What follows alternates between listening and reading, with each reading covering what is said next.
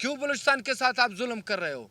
अगर कोई हक की आवाज़ बुलंद करता है, आप उसको फाड़ कर रास्ता दिखा रहे हो। अगर वो दिन आया तो हम फाड़ के ऐलान भी करेंगे, हम जाएंगे, शरीयत भी छोड़ेंगे, हम इस पाकिस्तान से अपनी शरीयत भी ख़त्म करवाएंगे। हमें तो अभी ये पता चल रहा है कि जो लोग यहाँ से बगावत करके चले हैं, उनके दिल में भी गम होगा। आप हमसे इस तरह सलूक कर रहे हो जैसे टेररिस्ट के साथ किया जाता है। आज हम इस बात पे मजबूर किया जा रहा है कि हम फिर आज़ादी के नारे लगाए, फिर आप हमें एंटी टेररिस्ट करार दो। अगर स्टेट है, स्टेट का रिट है, तो हमें बताया जाए स्टेट की रिट कहाँ है। अगर आपने हमें बगावत में मजबूर करना है तो हम बगावत भी करेंगे।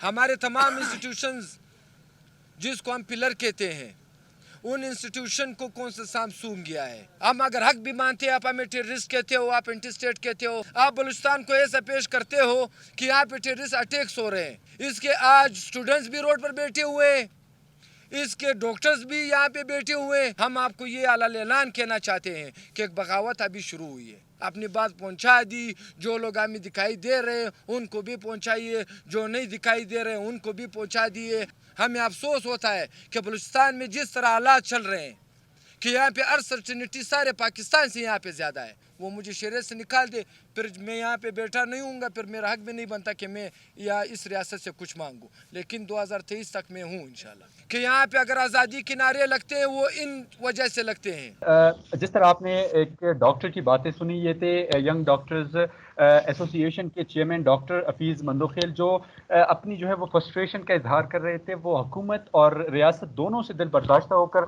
इस कदर जो है वो सख्त और सख्त होने के साथ साथ तल्ख बातें जो है वो रियासत और हुकूमत दोनों से कर रहे थे। इस पर बहुत सारे जो एनालिस्ट हैं, तज्जियाकार हैं, वो अपना तज्जिया तो रखते हैं, लेकिन इसी बिल्कुल मौजू पर हमारे साथ गुफ्तगू करेंगे। और हमें ज्वाइन किया है मीर बहराम बलोच साहब ने, जो एक सीनियर सहाफ़ी हैं, उसके साथ एक सीनियर तज्जियाकार भी है, हम सब के उस्ताद हैं। बहुत सारे उनके शागिर्द इस वक्त फील्ड में जो है वो अपनी खिदमात सर अंजाम दे रहे हैं। सर, पहले तो आपका बहुत शुक्रिया, आपने हमें वक्त दिया। बिलाशुबा आप भी बहुत मसरूफ रहते हैं। डॉक्टर्स की मुकम्मल प्रेस कॉन्फ्रेंस आपने भी सुनी है, और क्या कहेंगे, डॉक्टर्स क्यों फ्रस्ट्रेशन का शिकार है इतनी? सबसे पहले दानिशमुराद आपका शुक्रिया कि आपने के अहम मौजू पर मुझे ऑनलाइन लिया। ठीक है ना, अगर हम इसको शुरू दिन से शुरू करें, जब यंग डॉक्टर्स YDA फोरम वजूद में आए, और ये सिर्फ बलूचिस्तान में नहीं हुआ, ये पाकिस्तान के, ये पंजाब से शुरू हुआ, फिर यही चीज़ें कराची सिंध में होते नज़र आए। अब बदकिस्मती से वही चीज़ें बलूचिस्तान में आपको दिखाई दे रहे हैं। हालांकि उन्होंने जब शुरुआत की तो यंग डॉक्टर्स ने बड़े अच्छे पॉइंट्स उठाए थे, और उन्हीं पॉइंट्स को उठाकर गवर्नमेंट ऑफ बलूचिस्तान और हेल्थ डिपार्टमेंट ने इन चीज़ों को आगे लाए। जैसे अगर हम देख ले जी, OPD में फैसिलिटीज़ नहीं है जी, बिल्कुल नहीं है। बलूचिस्तान में अगर 20 से 22 हॉस्पिटल जो कि गवर्नमेंट बलूचिस्तान 33 करते हैं जी, उधर ऑपरेशन उस लेवल पर नहीं हो रहे, बाकी चीज़ें नहीं है। उन्होंने शुरुआत इससे की, जिससे हमें भी खुशी हुई कि यार चले कोई आया जो इन चीज़ों को हाईलाइट करे, इश्यूज को, जो साफियों के अलावा कोई उनके अपनी बरादरी में इन चीज़ों को हाईलाइट करे।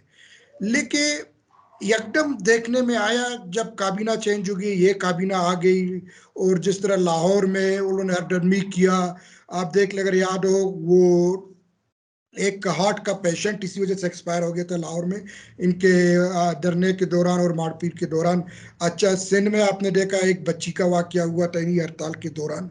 अगर हम इसको इस तरह देख ले, डॉक्टरों को जो MBBS का डिग्री दिया जाता है, जो भी डिग्री दिया जाता है, उसको मसीहा क्यों कहा जाता है? उनका जो डिग्री है वो एक हल्फ है कि हम इन तबकों का मतलब ख्याल रखेंगे, तबके के हर मरीज का, अपने पेशे का ख्याल रखते हुए उसको आगे ले जाएंगे।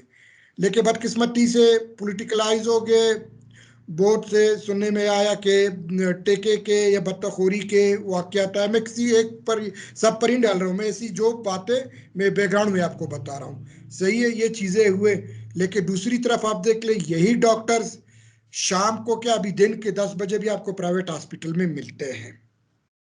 अगर लफ्ज डॉक्टरेट का मतलब डिग्री पे पढ़ ले, ठीक है ना, मतलब उससे बड़ा रुतबा या उससे बड़ा डिग्री या टाइटल लफ्ज जो होता है डॉक्टर का नहीं हो सकता है।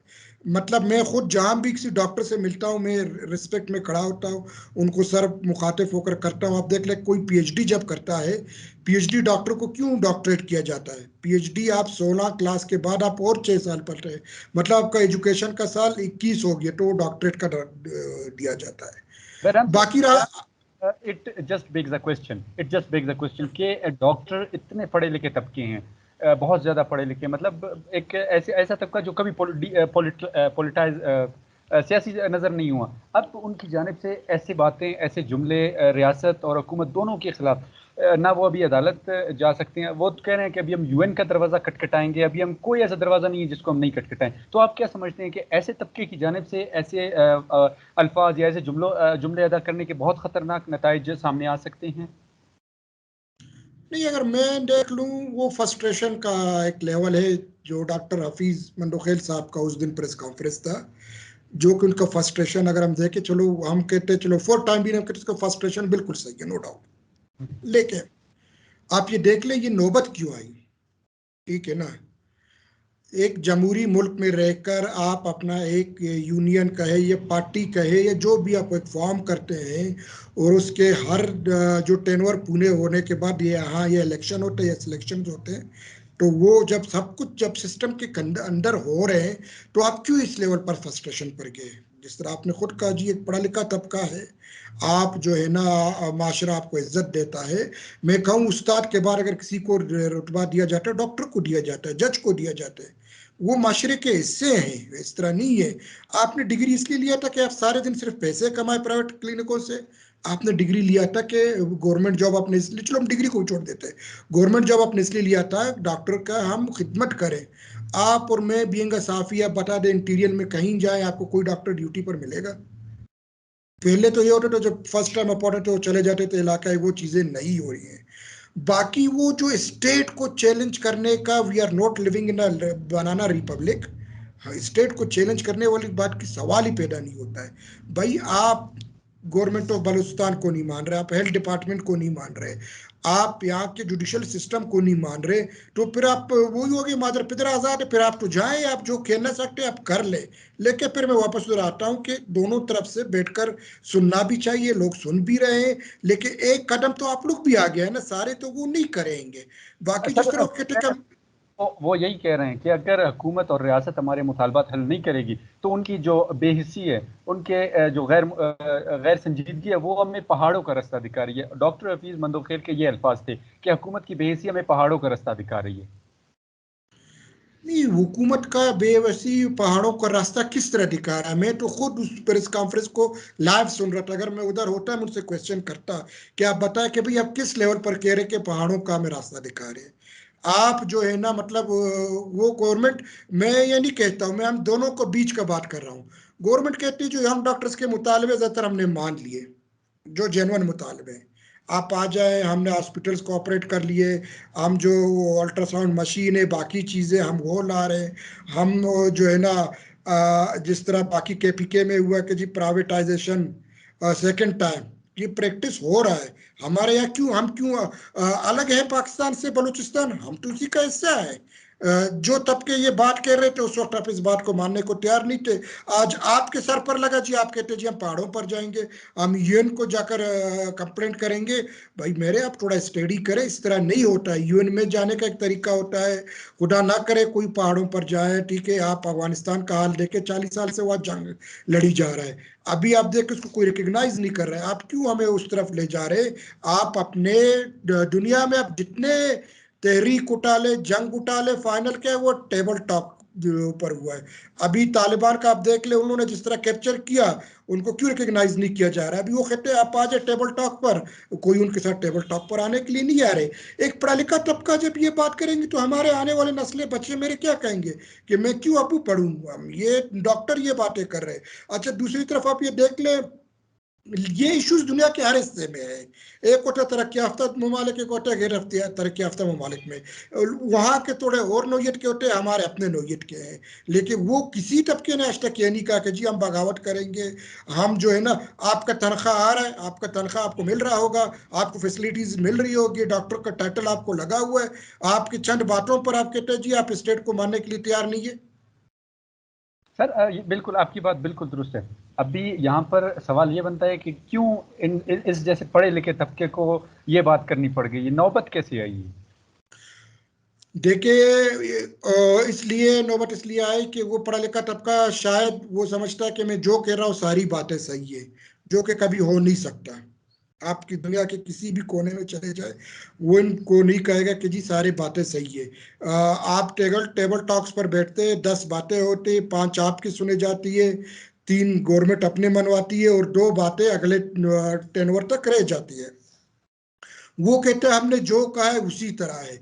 आप यंग डॉक्टर्स का, मैं फिर रिपीट कर रहा हूँ, आप पूरे पाकिस्तान में देख लें, यंग डॉक्टर्स का तहरीक का हवाला आप देख लें, उनमें कौन सी पॉजिटिव वाली बातें उन्होंने की या कौन से पॉजिटिव वाले काम किए।